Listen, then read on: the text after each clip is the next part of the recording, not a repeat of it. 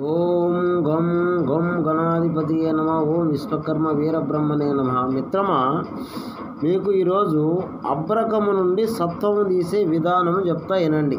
అబ్రకము నుండి సత్వము తీసే విధానం ఎలా తీయాలి అనేది మీకు క్లారిటీ ఇస్తా వినండి. ముందుగా మనం ఏం చేయాలంటే అబ్రకము ఒక మూసలో వేసి మెత్తగా పౌడర్ చేయండి. అబ్రకం ఒక 100 గ్రాములు అబ్రకం తీసుకొని మొత్తంగా 100 గ్రాములు పౌడర్ చేసుకోండి. పౌడర్ చేసుకున్న తర్వాత ఒక మూసలో వేయండి. మూసలు వేసి బోర్లో పెట్టి ఎర్రగా కరిగేంతనప్పుడు బాగా ఎర్రగా అయిద్ది అన్నమాట. కరగదు, అది కరిగేంత కాక వచ్చేటప్పటికల్లా మనం ఏం చేయాలి, దాంట్లో మనం ఏం చేయాలంటే త్రిధార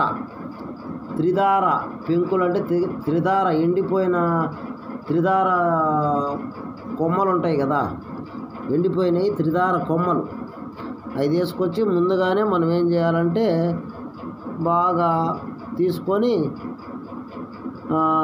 ఆ పౌడర్ను బాగా పౌడర్ చేసి పెట్టుకోవాలి. పౌడర్ చేసి పక్కన పెట్టుకోవాలి.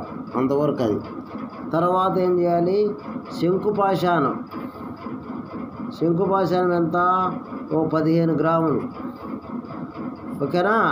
శంకుపాషాణం 15 గ్రాములు. నీరు సున్నం 15 గ్రాములు. ఎలిగారము 15 గ్రాములు. ఈ త్రిధార పెంకుల పొడి ఒక 15 గ్రాములు. ఈ మొత్తము నూరుకొని గోళీలు తయారు చేసుకోండి. ఈ గోళీలు తయారు చేసి పెట్టుకోవాలి. ఈ అబ్రకము ఎరుపు వచ్చి బాగా కాకొచ్చే టయానికల్లా ఈ గోళీలు ఒక్కొక్కటి గ్రాసం కొట్టండి, కరుగుతాయి. అప్పుడు కరిగి నీరైద్ది. నీరైన తర్వాత మూస ఎత్తి పక్కన పెట్టండి. మీకు అడుగున సత్వము తెల్లగా దిగి కూర్చొని ఉంటుంది. ఓకేనా? విశ్వకర్మ అవగాహన వీడియోస్.